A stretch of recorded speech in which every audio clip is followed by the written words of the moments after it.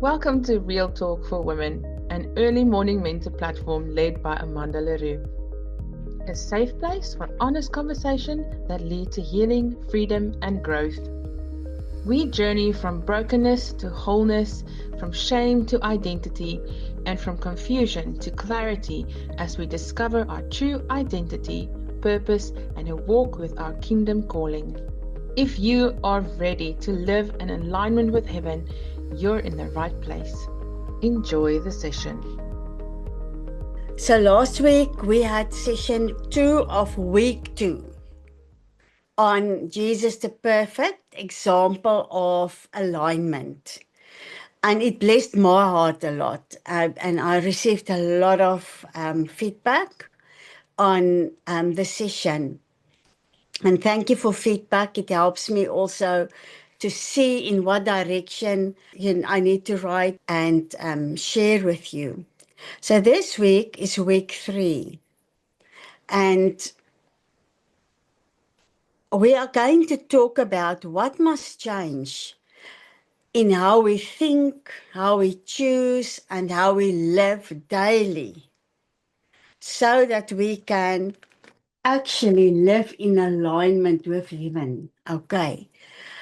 And I'm going to talk about the 2 opposing systems that is shaping our lives.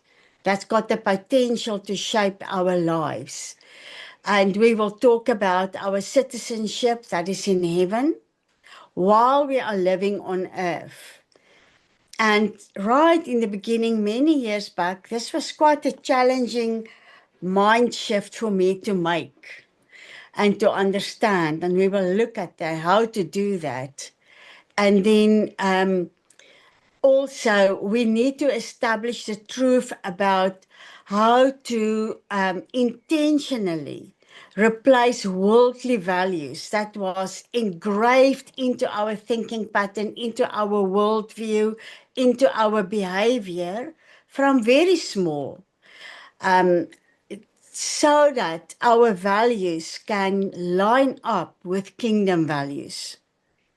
And then also the importance of the ongoing process of renewing of mind, and the importance so that we can separate ourselves from the kingdom of this world and identify fully with the kingdom of heaven. Amen. So let's just pray. Our Father, I come before you in Jesus' mighty name, Lord. Father, and this morning, my deepest desire is that we will understand your sovereignty. We will understand your heart, your character. We will understand the miraculous transformation that you made possible for us through the renewing of mind, and how to do that, Lord. And Father, I really want to ask you for supernatural clarity of mind and courage being poured out in us, Lord. Courage to do the shift, to do the change, to receive the fullness of what Jesus has in store for us as kingdom citizens, Lord. And Father, where some of the scriptures will confront our hearts, it will confront our mindsets, I pray that we will be bold, that we will really,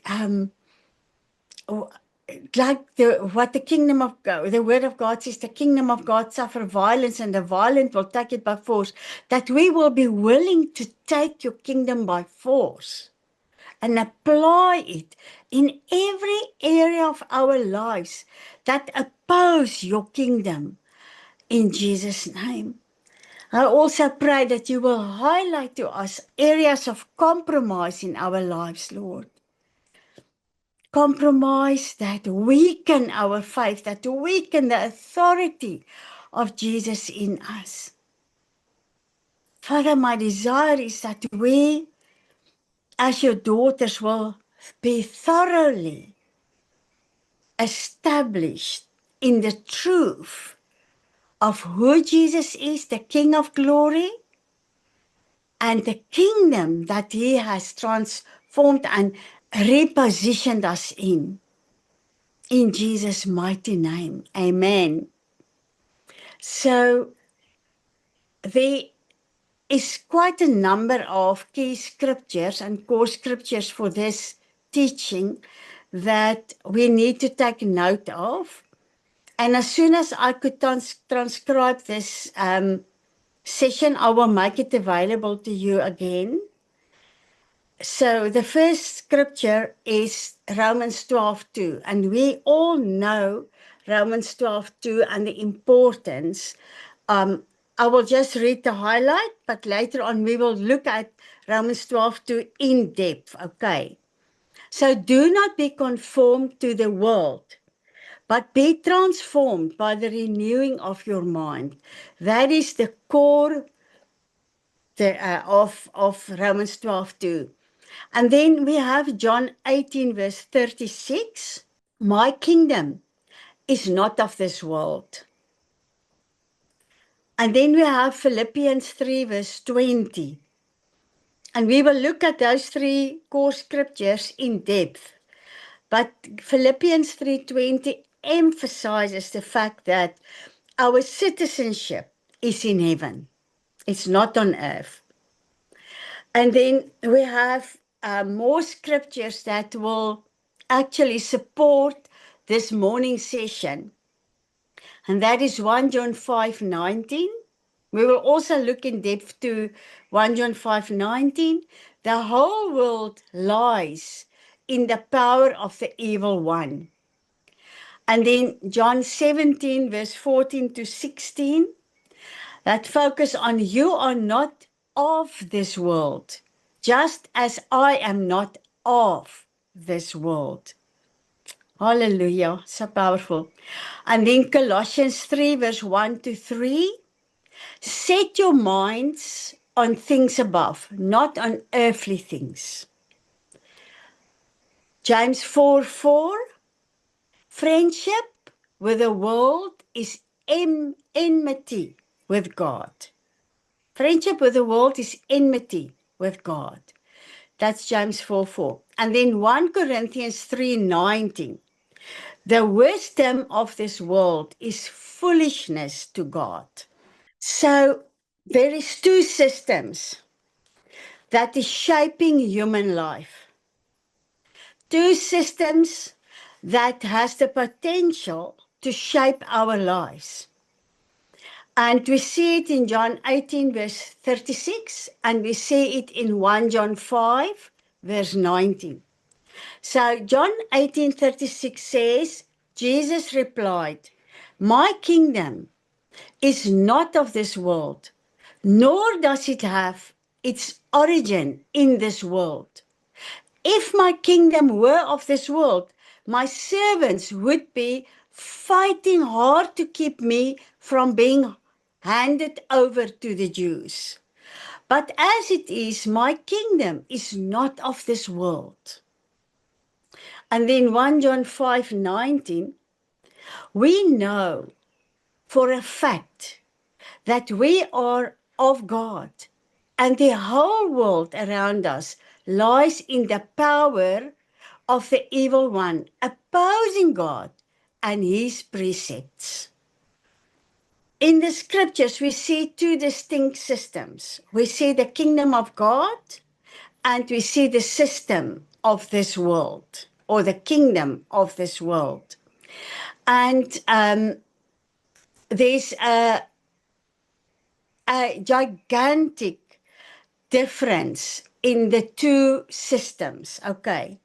They differ in value, in motivation, in power source. The power source of the two kingdoms are different. There's a difference between the definition of success in the kingdom of this world to the kingdom of our God. And then also there's also a difference in the response to suffering. And this is also a big one, a very important one we will look at. So, worldliness is not just immorality or immoral behavior, but it is a mindset and a value system. So, worldliness is a mindset and it is a value system that God says we need not to conform to. So, for example, we can attend church for many, many, many years while thinking like the world. We can go to church for many years. We can even be on the leadership of church while we pursue worldly standards. And we motivate those standards as blessings from God or whatever. So Romans 12 verse 2 defines worldly living and worldliness that conforms versus the kingdom of God that transforms. So worldliness will always want you to conform to the worldly system, while renewing of mind will help you to transform yourself into a kingdom thinker, a kingdom person that lives according to the kingdom. Now, Romans 12:2 in the Amplified says, and do not be conformed to this world any longer with its superficial values and customs, but be transformed and progressively changed as you mature spiritually by the renewing of your mind. So it gives the key to transformation, focusing on godly values and ethical attitudes, so that you may prove for yourself what is the will of God, that which is good and acceptable and perfect in His plan and purpose for you. So I know most of us know Romans 12:2 by heart. But the big thing is that the Lord tried to reveal to us the importance of renewing of mind and what it means to be conformed to the world versus being transformed by renewing of mind, by applying the Word of God on a daily basis to our mindset, our lifestyle, our way of thinking. It's renewing of mind is to change the worldly way of thinking into a kingdom mindset, where we think kingdom, where we may meditate on the things that's above and not what is going on around us. So some of the common characteristics of worldly living is, for example, self-centered decision making. It's where I make decisions because it's the best for me, not because it's the best for the people involved, for my family, the workplace, or whatever. It's fear-driven choices. And God has been speaking to me about this one a lot. As living healthy can become an idol we worship. And fear-driven choices, God specifically spoke to me in connection to the fear that people develop for contaminated, for example, food and stuff like that. And I find it everywhere. In Indonesia, it was like very big in my face, is how the people eat out of a place of being fear-driven, fear of cancer, fear of some illnesses, and fear. And you know, that's a worldly way of thinking. God wants us to look after our temple. He wants us to eat proper if we can afford it. But let me tell you one thing. Being in a village like this, where people can eat only what they have, only what they eat plants that they have to cook 4 times to get rid of toxins, just so that their children can have a little bit of greens to eat at night. So, and they are not fearful to die. They said to me, no, Mama, we know if we cook it 4 times, it won't harm us. But we, that's got all the knowledge and access to so many videos and stuff, and lately it is like a money-making racket. Everybody's got a machine and a this and a that to show you, and I've been on those. Don't think I'm talking down on any person. Celia and myself went to one of those places with a Casio or whatever machine thing, and I've been on those machines. But the one thing that I have discovered with it, whether it's true or not true, there's always a little bit of fear mongering involved in the outcome. And this is fear-driven choices. It's a way of, it's worldly thinking. Because the Lord says what we fear will come upon us. Isn't that true? The perfect love drives out fear. The word says in Luke 10, 18, 19, that we will drink poison and it will harm us not. We will trample on scorpions and it will not kill us. So we need to understand this morning, because some of us, our fear-driven choices can come from different places in our conviction. So status, success, and comfort can become a priority in our lives above kingdom living, where we focus on status and success more and comfort more than to obey God and to move out of our comfort zones so that He can use us to establish the kingdom of God. Independence from God, where we independently make decisions and just run off and do what we want to do, it's a sign of worldliness.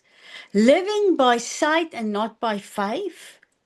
So I need to wait until there is how many 100,000, 200, 400, 1 million in my bank account before I will start to reach out. While faith will take you where only faith can take you, and in that place God will provide wisdom, strength, resources, whatever. So that's the common characteristics of worldly living that I got. So worldly living is many times defined as the way we clothe, music we listen to, and culture. But worldly living is actually an inner conformity to the world. It starts with my inner being. It starts with my mindset. Not so much the outer. It can manifest outwardly. But the core issue is inward. It's what happens inside of me. And then also, this was a very interesting one. What God said, that the world does not need our permission to shape us. It does daily. If we focus on people around us, on the news, on, I like to say fear mongers, because this is going on a lot in South Africa. at the moment, we are influenced by that. Fear-mongering with food, we are influenced by that. Fear-mongering concerning weight, we are influenced by that. And we really need to the Holy Spirit to reveal to us where our motives is worldly and not godly. Why do I want to? I'm eating when I'm in the village and I'm alone like now. I eat salad every day of my life and one egg. I have eggs from my friend in Berkville. She's got 2 egg yolks. Yolks. My staff is so amazed. They say, "Mama, can we have twin chicks?" But I eat that double-doored egg every day, and the rest of the time I eat salad. And let me tell you one thing, the chance that I'm going to weigh later when I return is not very good out of experience. And I had to make peace with that. Why? What is the motive in our lives why we do things? So, kingdom living begins with renewed thinking. Romans 12:2 again. And do not be conformed to this world any longer with its superficial values and customs. Superficial values and customs, but be transformed and progressively changed as you mature spiritually. So transformation and change comes progressively as we allow the Word of God to mature us by the renewing of our mind. Maturing comes with renewal of mind, focusing on godly values and ethical attitudes, so that you may prove for yourself what the will of God is. So renewing of mind enable us to prove for ourselves what the will of God is. That which is good and acceptable and perfect. Good, acceptable, perfect. To discern those attributes of godly living, of kingdom living, we need renewal of mind. And the will of God is necessary to discern the will of God for the reason that we need to understand God's plans, His purposes for us, each one individually. It's important. Colossians 3 verse 1 to 3 says, therefore, if you have been raised with Christ to a new life, sharing in His resurrection from the dead, keep seeking the things that are above, where Christ is, seated at the right hand of God. And we can ask God questions. God, is this topic that I'm studying now, is it really important to you? Is it important to know all these things about, let me just major today on health. Is it important?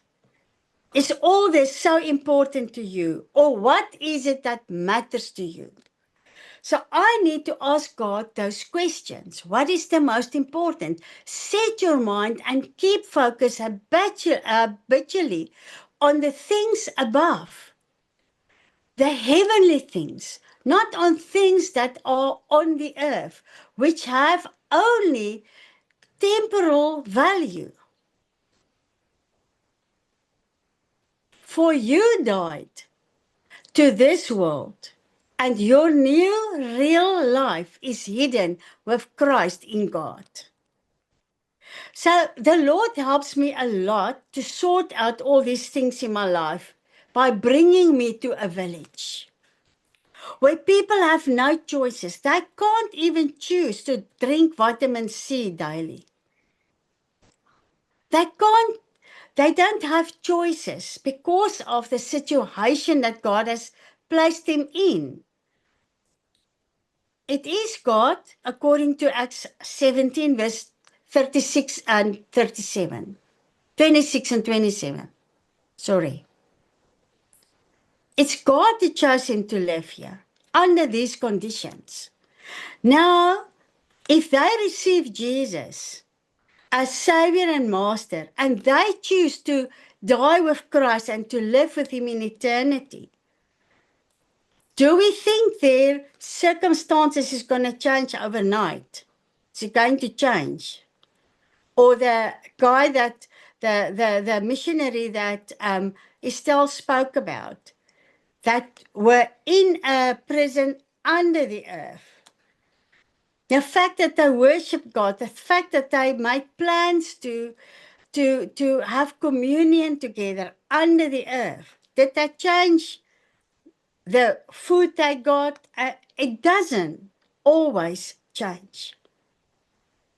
It's our mind that changes. It's how we perceive God that changes. How we chase after God that changes. And that is what brings a transformation. That is what unlocks supernatural protection. There's no way that we can filter the air. I live in Standerton with all that polluted air. We cannot change the air we breathe in, but we can change how we think about it. Lord Jesus, can you put a blood filter before the air is coming into my body? How we experience the challenges we face, how we see it. So transformation happens through renewed mind, not willpower. And this is really a very important one.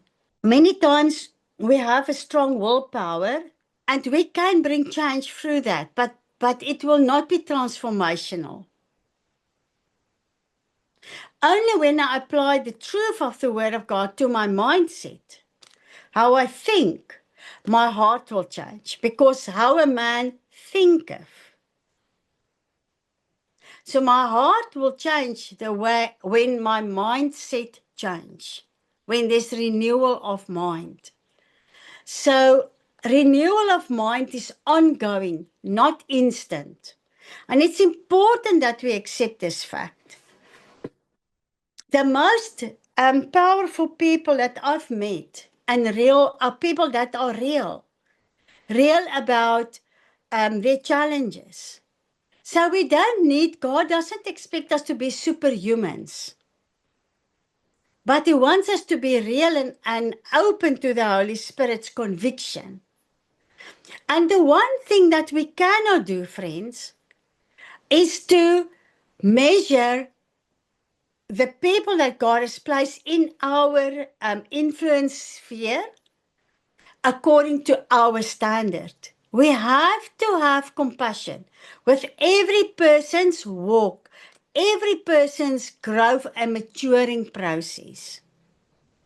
So not to turn out critical, but rather have compassion so that my life can become an influence or a mirror or a transforming authority in other people's lives. So there's a huge difference between reacting and wanting to get people in line and always help them right versus observing, hearing the voice of God and being led by the Holy Spirit to help people. So this is all got to do with renewing of mind, and we have to have mercy with each other and grace. So the mind is the battleground of alignment. So for us to live in alignment with heaven, this thing is the battleground. This is where the most change must happen. So what governs thinking, okay, eventually governs living. So if I give the Holy Spirit free rein in my life, and I say, Holy Spirit, I give you the permission to govern my mind, my mindset, my thinking patterns, to help me in that. The end of it will be that Holy Spirit will govern how I live, how I talk, what I do. So we need to come to a place where we give him permission to govern our minds. So many believers are saved, but their mental strength, their soul is not transformed, is not renewed. So there's salvation without renewing of mind. And then we get extremely soulish Christians. And remember the Lord just reminded me of a funny thing. I met somebody that called himself a prophet, and he said to me, I don't have time to read the Bible or to pray. But I receive my words when I'm going to minister in lines, in banks and in, like Spar. God will show me this and that. But you know what? That's deception, eh? You can receive pictures and visions and stuff. That's not from God. It comes from the soul realm. There's two different governing bodies there. The one is the Holy Spirit. The other one is your own soul. Your own soul can become the governing person in your life. And then there's a third one, the kingdom of darkness and spirits operating there. But I want to focus on the soul and being governed by the Holy Spirit. So we cannot live a kingdom life with a worldly mindset. It's not possible. We will deceive ourselves in who it is leading us. So citizenship, our citizenship as reborn children of God is in heaven.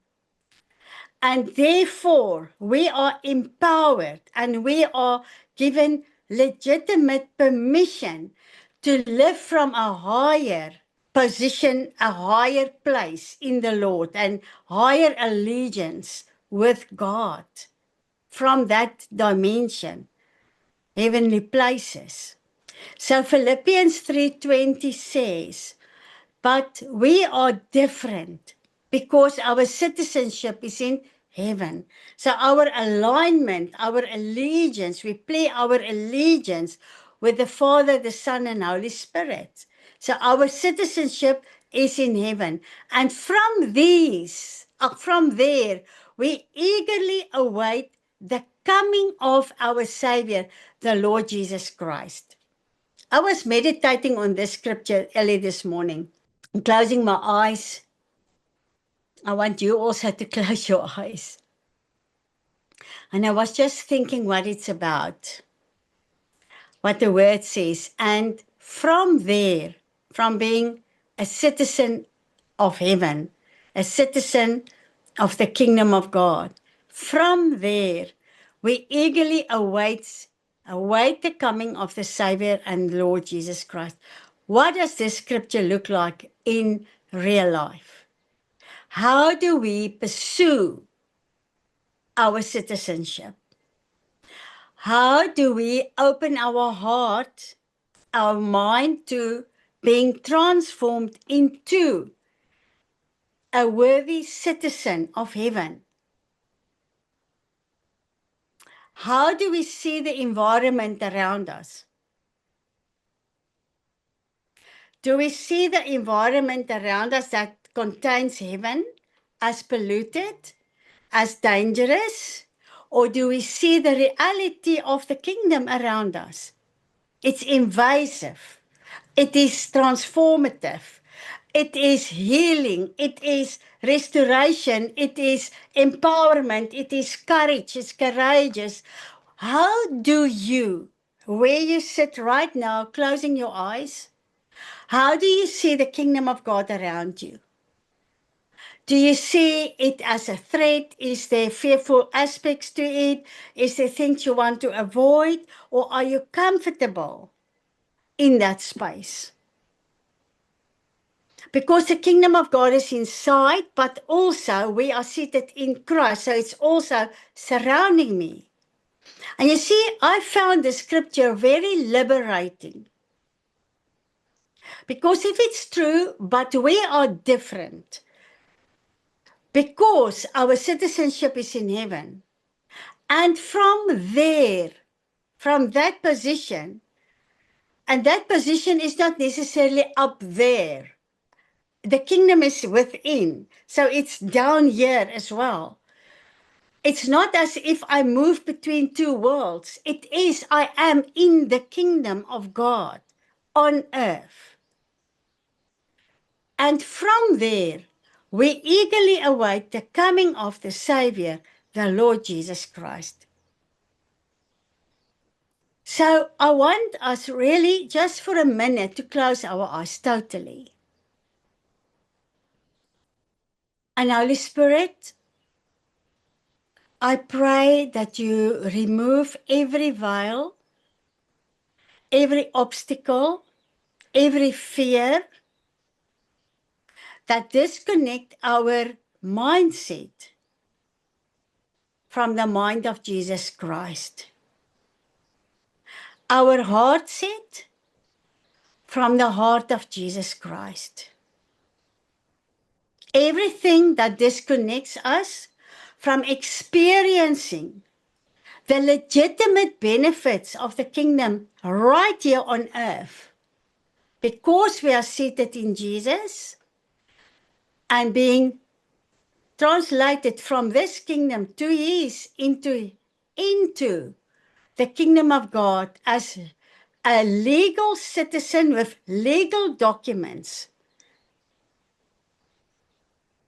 that make us legally citizens that habits and inhabits the household of God. I pray that you remove every fear right now.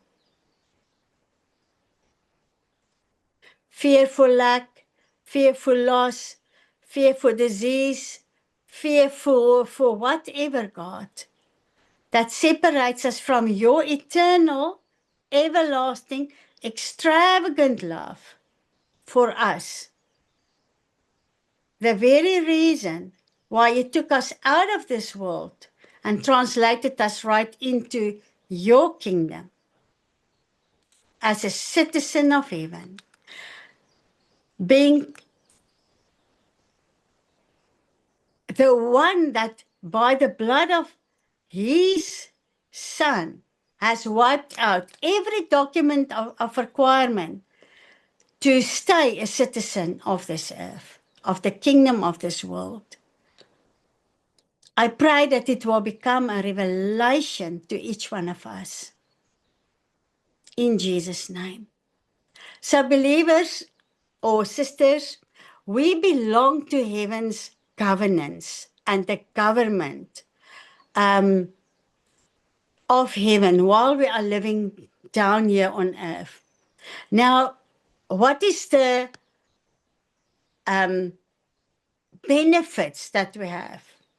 So citizenship actually changes our value system. It changes our loyalty. To who do we plea our loyalty? It changes that. Our conduct, how we respond to people, to situations, to what's happening around us. It changes and determines our identity. Our citizenship changed our identity from shame, rejection, mislukking, failure, whatever we want to call it, to Son of God, daughter of God, loved, equipped, called, sent. So earth is no longer our source. Heaven is. And if this becomes a reality in our lives and a revelation, we can pull right into the atmosphere, the fullness of being co-heir with Christ. We can pull it by faith. And I really experience it in maybe a lesser manner than many others, but I do experience what it means to be a co-heir with Christ. And each one of us can experience it.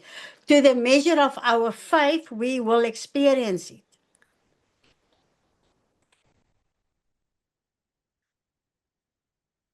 So,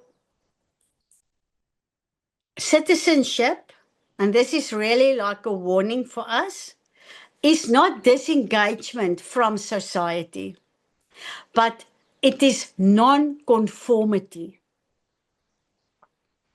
I looked at this word non-conformity, not to be conformed to this world. And it's interesting, the biblical meaning of non-conformity is living as a transformed, set-apart follower of Christ who reflects God's kingdom, the values rather than the world standard. So it's in this world, but we choose to live according to God's standard, His value system, the kingdom value system, and not according to the world standards. Now, it also means that intentional to be a citizen of heaven means intentional refusal to adapt the values, the patterns, the ways of the world when they are contrary to God's will. Contrary to the truth of God. And contrary to holiness. Choosing instead to live according to God's word and the character of God. This is what it is to be a citizen. It is a place where I make a decision. And the important thing that God has revealed to me in person that I can share with you today is that there's a microcosmos surrounding you as a kingdom citizen.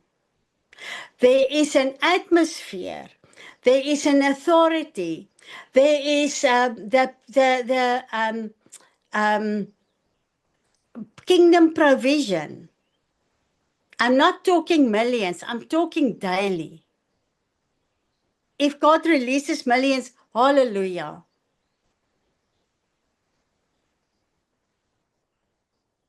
The provident care of God is a promise. The moment that I enter the kingdom, it activates many, many things in my life. And where I go, with a kingdom atmosphere in me and around me, my life is a light and my life is salt, and it will bring change, for sure. So non-conformity is holy alignment with God that results in a visible distinction from worldly systems, mindsets that's worldly, behaviors that's worldly, and everything that opposes the kingdom of God.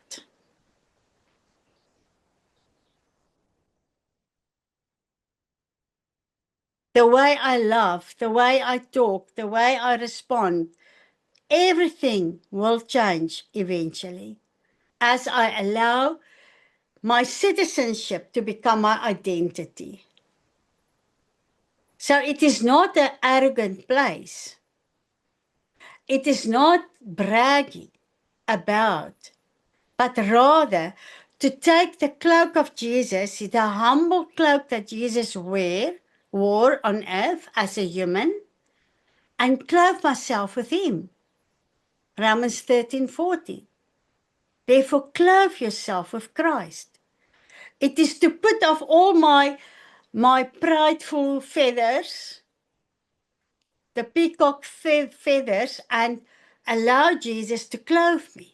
We are present on earth, but we are governed by heaven. So it's two worlds in one. Let's just look at what it looks like to have kingdom values versus worldly values in like a summary. So self-promotion is worldly. Humility is godly. Power through control is worldly. Authority through service is godly. Hierdie ding, power through control. I'm telling you, all of us struggle to a lesser way in dealing with power through control. Control our children, control people around us. Do not do this. While authority through service, by leading people with your example, whether it's your children or whatever,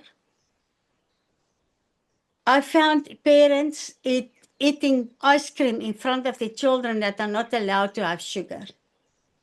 And I told them, it's cruel. If they can't eat it, you can't eat it. If they can't watch it, you can't watch it. If they can't say it, you can't say it.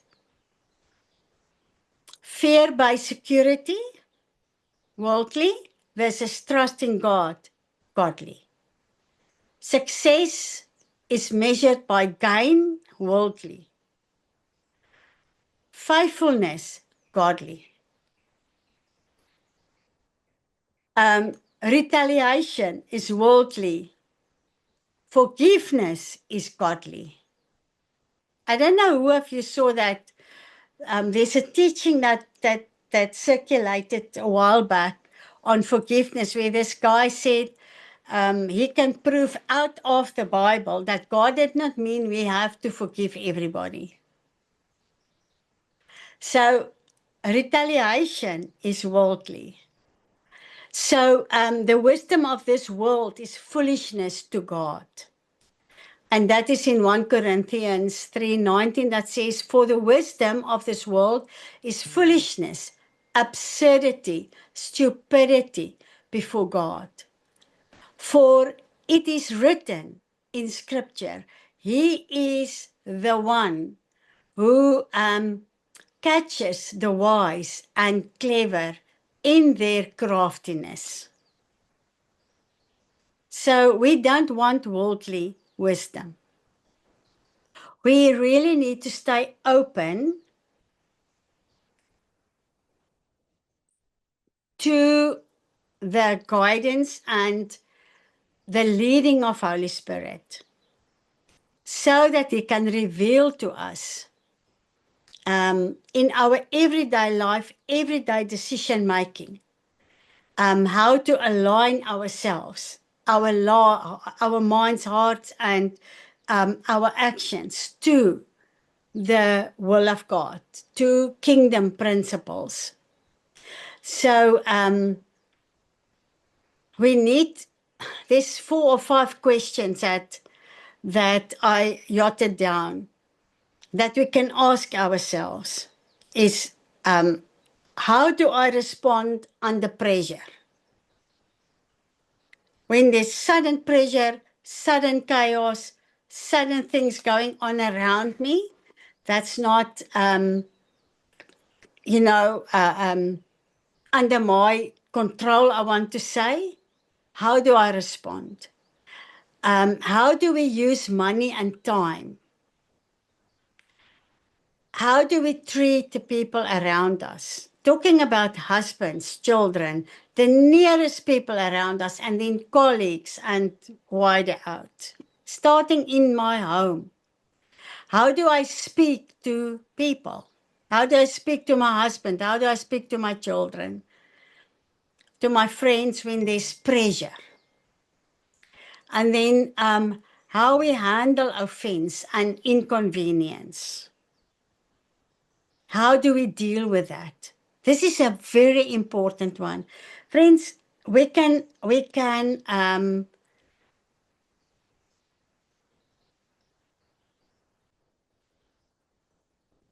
carry offense for many years.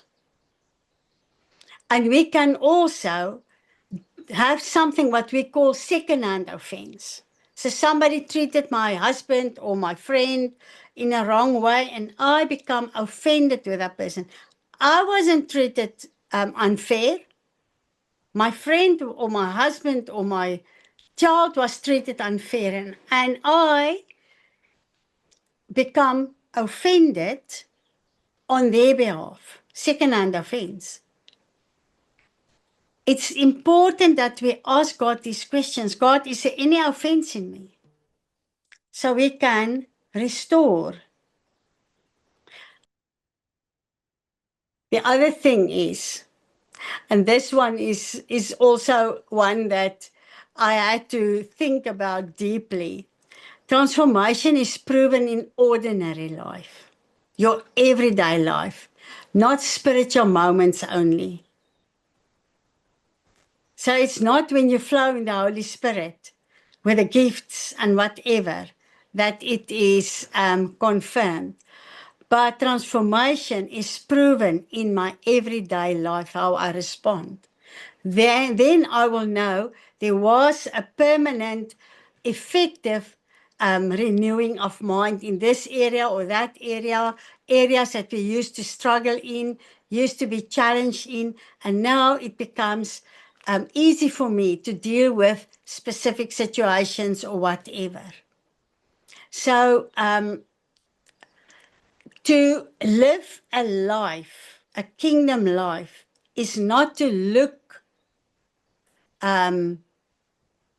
like a spectator or to act when I think people are looking, to act, in the right way without being transformed, without being changed, without my mind being renewed. But kingdom living is consistent. It's not yesterday I struggled and today I got it and tomorrow I struggle. When you overcome a thing, it becomes a consistent way of responding or living or what. So if there's areas where you still struggle, seek the Lord in that area for renewing of mind. Ask Him for scriptures, apply it to your mind by reading it and praying it out loud. Kingdom living will cost us our comfort. But the outcome of giving up comfort is life and life in abundance. That's the outcome.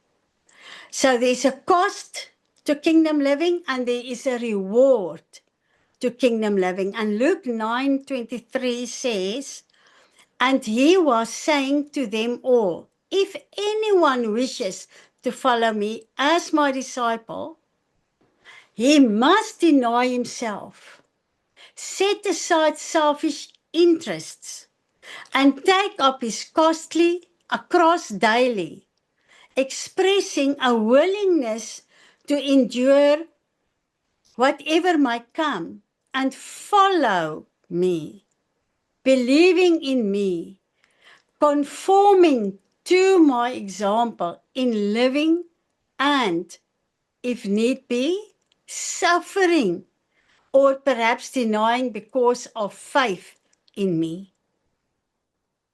That's Luke 9, verse 23. So the reward is freedom, peace, eternal fruit. That's the reward. So we can never glorify suffering in any way, but we need to understand the cost, and that the cost sometimes will include suffering so that we can gain the reward. It's just important for us to know. We don't lose life by choosing the kingdom, we actually find life. Somewhere, I woke up just past 1 this morning, and somebody has sent me a very short clip of a person. It looks like a 100-year-old person, like very, very old person, that were baptized. And I think it was a woman. I couldn't really see, in a stretcher on her back. And they had to let the stretcher down, softly, to baptize her. She doesn't have strength enough even to close her nose for the baptism. And they had like a something written, nearly dead but found life. And it's really what God wants us. As we choose the kingdom, we don't lose anything. We find life. It's important. So I want to just work through a few lies that we as children of God sometimes believe and set it in order. So many times we think that worldliness means sinful people out there. But the fact is, worldliness is a system that can influence believers. And we see it. Kingdom living is extreme and unrealistic. This is what somebody said to me many a time. You're unrealistic to have faith, the way you have it. But the truth is, kingdom living is how humans were designed to live. This was our original blueprint, to live kingdom lifestyles, have faith in God, trust in God, radical obedience, holiness, purity, all those things, rule, reign with Christ. All those things is the original way that we were created. It's not unrealistic to see God for transformation into the original way that God has created us to be. And then renewing of mind is automatic after salvation. I've heard this one many a time. So renewal requires intentional cooperation with the truth. So when I read the Word of God, I need to be intentionally applying it to my life. It's important. And then also another lie is I'm safe. My thinking doesn't matter. I'm reborn, so my thinking is not that important. So thinking shapes the way we live, and it can limit or liberate our alignment with heaven. So thinking matters. And then we did not receive a passport. When I went for my check-in, physical check-in Saturday to fly to Malawi, this person that served me paged through my sort of new passport, and she found my previous work permit that expired. And she said to me, "Are you on holiday to Malawi?" I said, "No, I'm living there, half the time there and some of the time on my side." She said to me, "But your passport, your permit expired." I said, "No, just page on. The new one is in there," and I had to find it for her. And as kingdom citizens, our approval stamp is for eternity. There's no timeline. Nobody can disqualify me. I am the one that will have to choose to pursue the kingdom, the citizenship, and be a carrier of that, and stand boldly in my identity. I have to choose. It's my privilege to say I'm a kingdom citizen, and therefore I'm not permitted to do this or this or that. And I must make that stand. Okay. So I'm going to post a few questions that I want each one of us to really answer honestly with the guidance of Holy Spirit, so that we can see in what areas do I still need to grow. And I need to do it more than anybody else. So in what way has the world shaped my thinking without me noticing? And one of the things that God has highlighted to me, and that's why I am speaking a lot about it this morning, is the whole thing with food, health, vitamins, etc. And all those things are important. But how do I allow the world, the view of the world, the videos that's flying around, the videos that I receive from people, how do I allow those things to influence my thinking? What kingdom value challenges me the most right now? Okay? How do I define success? And where did the definition for success came from, I mean. So being in the corporate world, we had to fill in performance evaluation forms yearly. And then we went through a whole time of evaluation, different of the leaders above me. And it scared me, although I did my best, because they had the power to decide what kind of increase I will get. But in the kingdom of God, the word says the kingdom increases daily, day and night. And what shaped the definition of success in your life? I had to be delivered from this, the trauma I've been through for 16 years of waiting. What will the boss say? Did he even see what I was doing? The desire to perform in my workspace. I had to lay that down, because performance in the spirit space doesn't work. Doesn't work.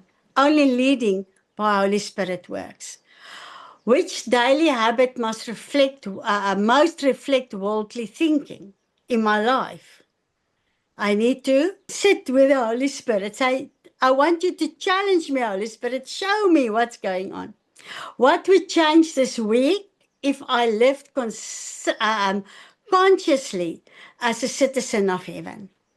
What will change? If I'm aware that I'm a carrier of heaven, of the atmosphere of heaven, the characteristics of the Father, the Son, the Holy Spirit, what will change in my life? If I practice the presence of God. If this teaching touched your heart or spoke into your life, please subscribe to the channel, like this video, and share it with someone who may need encouragement today. If you would like to connect or have questions, feel free to email me at amanda@arialaministries.org.za. You can also visit our website at www.arialaministries.org.za and www.restoringhopeafrica.org. You can find me on Facebook at Amanda Leroux. Thank you for walking this journey with us. Remember, healing is possible, purpose is real, and your story is not finished.